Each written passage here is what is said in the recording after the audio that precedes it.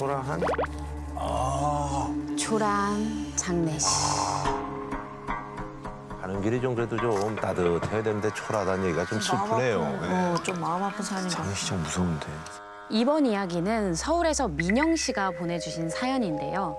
민영 씨에겐 남들에게 말하지 못한 가족의 끔찍한 비밀이 있다고 합니다. 제가 민영 씨를 대신해 사연을 들려드리겠습니다. 2010년 여름. 퇴근 후 집에서 한가로이 시간을 보내던 저는 뜻밖의 소식을 듣게 됐어요. 깜짝이야. 여보세요? 민영아, 큰아버지 돌아가셨대. 큰아버지? 정말 오랜만에 듣는 이름이었습니다. 연락이 끊겨서 그동안 어디서 뭐하고 지내는지 전혀 몰랐거든요. 장례는 거제도에서 치른다니까 얼른 준비해서 나와. 알았어. 마지막으로 얼굴을 본 게 무려 10년 전인데 아무런 연고도 없는 거제도에서 외롭게 돌아가실 줄이야.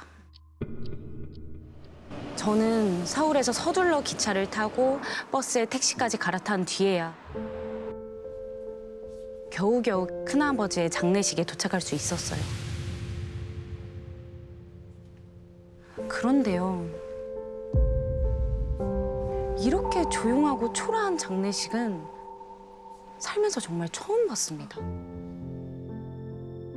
입구부터 조문객 한 명 보이질 않고 텅 빈 빈소에는 가까운 친척들 몇 명만 자리하고 있었어요. 저희 큰아버지는 한때 대한민국을 떠들썩하게 한 사건의 주인공이었습니다.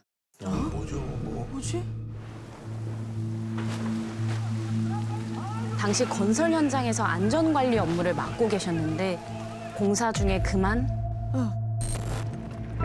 붕괴 사고가 일어나서 사람이 여러 명 죽고 다치고 만 거예요.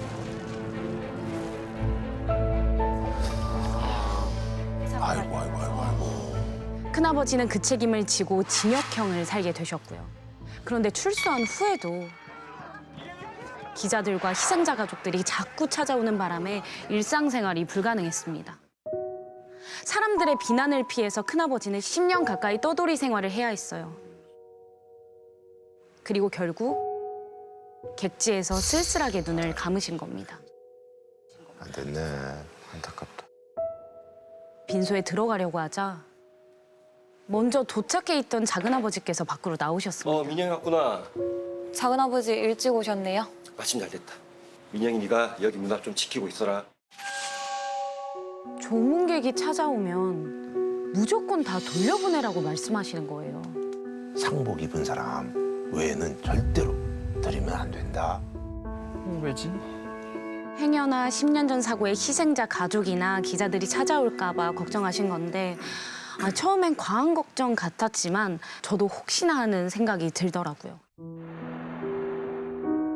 불청객이 들이닥치진 않을까 눈을 부릅뜨고 지킨 지 하루, 이틀. 어느덧 발인만을 앞둔 빈소의 마지막 밤. 텅 빈 방명록을 보며 어릴 적 큰아버지의 자상했던 모습을 떠올리고 있었어요. 평소에 화 한 번 안 내시던 분이었는데. 정말 그렇게 나쁜 사람이었을까?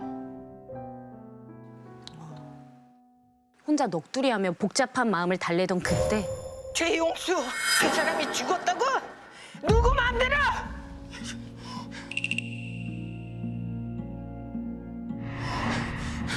한 할머니가 씩씩대며 장례식장을 찾아오셨어요. 그리고 큰아버지 성함을 목청이 터져라 부르는데 설마 희생자 가족? 희생자 가족. 저 할머니, 할머니 진정하시고요. 네, 진정하세요. 어떻게든 막아보려 했지만 힘이 어찌나 세신지. 그런데 생각지 못한 상황이 펼쳐졌습니다. 할머니가 아이고 이 사람아 눈물을 훔치고 계셨어요. 왜 이렇게 빨리 갔어? 아들 너무 심하지? 알고 보니 근처에서 작은 구멍가게를 하시는 할머니였는데 피해자 가족이 아니군요. 강도가 들었을 때 큰아버지한테 도움을 받았다는 거예요.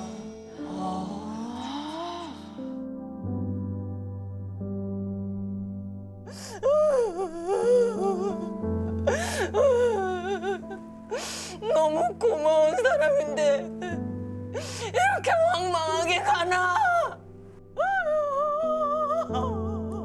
아이고. 그 후로 고향 친구분도 몇 분 오시고 큰아버지를 애도하는 발길이 드문드문 이어졌어요. 그나마 다행이네요. 생각보다 가시는 길이 외롭진 않겠다. 그래, 이런 걸 보면 정말 그렇게 나쁜 분은 아니셨던 거야. 나름 뿌듯해하던 그때 또 한 무리의 조문객이 나타났습니다. 마치 방금까지 공사장에서 일하다 온 것처럼 흙먼지를 뒤집어 쓴 모습. 작업복 차림의 남자 5분이었어요. 흰 봉투를 꺼내 꾸깃꾸깃한 초록색 지폐들을 담고는 안으로 들어서려는데 상복 안 입은 사람은 절대 아무도 들이면 안 돼. 순간 작은아버지의 당부가 떠올랐습니다. 정말 죄송한데 장례는 가족끼리 조용히 치르기로 했습니다. 정중하게 말하면서 앞을 막아서자 그분들이 갑자기 고개를 숙이고 서럽게 흐느끼는 거예요.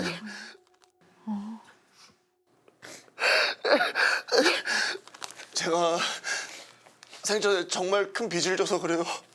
이렇게 그냥 보내드릴 수가 없어요. 뒤늦게 소식을 들어서 옷을 제대로 갖춰 입지 못했다고 정말 잠깐이면 되니까 큰아버지를 꼭 뵙게 해달라고 사정사정 하시는데 이건 넣어줘야지. 행색이 초라해서 입장을 거부당했다고 오해하신 것 같았어요. 그래, 아까 그 할머니 일도 있고 설마 나쁜 뜻을 가진 사람이 조의금까지 준비했겠어? 들어오세요. 그럼 들어오세요. 저는 잠시 고민하다 남자분들을 안으로 안내했습니다. 텅 빈 빈소가 조금이나마 채워지길 기대하면서 말이죠. 그런데 얼마 뒤에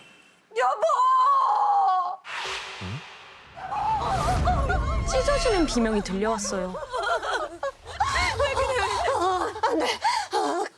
그 사람들이 왔어. 내 남편 어디 데려가는 거야? 안 돼! 뭔 소리야? 큰엄마 일단 진정하세요. 네? 괜찮으세요, 큰엄마? 다행히 시간이 지나자 조금씩 안정을 되찾으셨고 큰어머니는 힘겹게 조금 전 있었던 일을 들려주셨습니다. 그러니까 몇 분 전 큰어머니가 팔짝 잠이 들어 꿈을 꿨는데 큰아버지의 관이 덩그러니 놓여 있었대요. 그런데 갑자기 한 무리의 사람들이 나타나 단체로 관을 에워싸더니 관 뚜껑을 막 뜯기 시작했다는 거예요.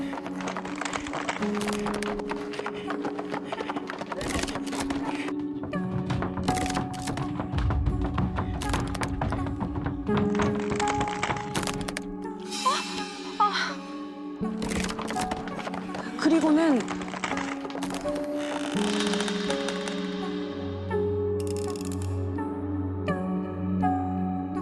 관에서 큰아버지 시신을 꺼내 두 팔과 두 다리 그리고 머리를 하나씩 붙잡고는 찢을 것처럼 사방으로 잡아당기며 끌고 갔다고요.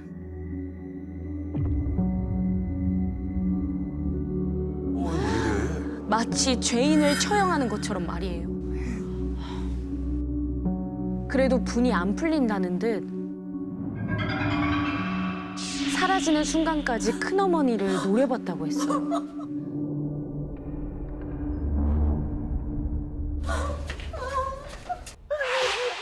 설마 내가 조금 전에 들여보낸 그 사람들인가?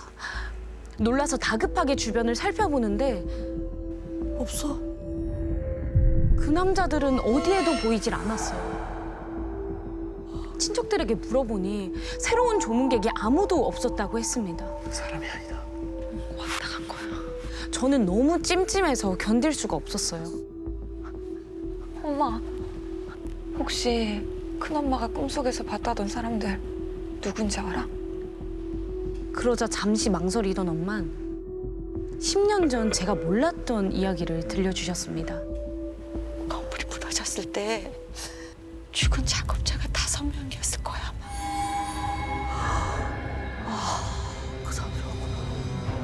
그날 큰아버지는 안전에 문제가 있다는 걸 알고도 공사 기간을 줄이기 위해 무리하게 작업을 지시했었대요. 이런 게 문제야, 이런 게 문제야. 그럼 안 되지. 그로 인해 1층에서 작업하던 인부 5명이 철근에 깔려 모두 사망하고 말았고요.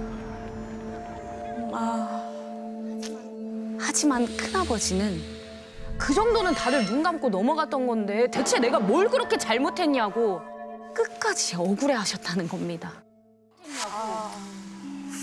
엄마는 큰어머니가 힘들어서 헛것을 본 것 같다며 신경 쓰지 말라고 말씀을 하셨어요. 하지만 발인을 기다리던 새벽 얼마 안 되는 조의금을 정산하고 있을 때 정말 눈을 의심케 하는 일이 일어나고 말았는데요. 김수현 10만 원.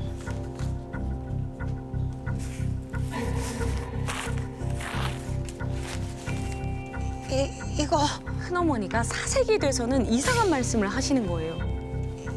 이거 우리 그이 글씨체인데. 네? 아니 갑자기 그게 무슨 덜덜 손을 떨면서 봉투 5장을 보여주시는데 거짓말.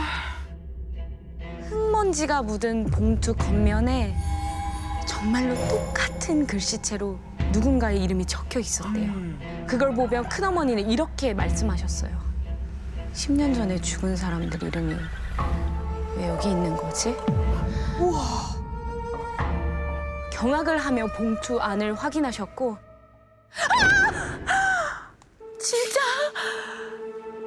진짜 그 사람들이 다녀간 거야.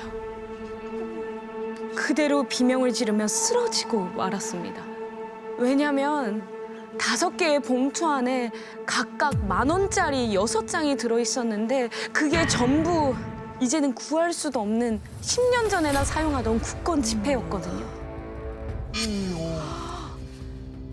알고 보니 10년 전 죽은 작업자들의 일당이 바로 6만 원. 그러니까 큰아버지가 줬던 일당 봉투를 고스란히 조의금으로 두고 간 거예요. 얼마나 원통했으면 그 작업자들은 자기 목숨값인 6만 원을 가지고 큰아버지의 장례식까지 찾아왔던 걸까요? 어쩌면 제 생각과 달리 저희 큰아버지는 찢어 죽이고 싶을 만큼 정말 나쁜 사람이었는지도 모르겠습니다. 지금은 큰어머니도 남편을 따라 세상을 떠나셨기에 어디에도 말 못한 그날의 사정을 이렇게 고해봅니다. 저희 큰아버지는 저 세상에서 죗값을 전부 치르셨을까요?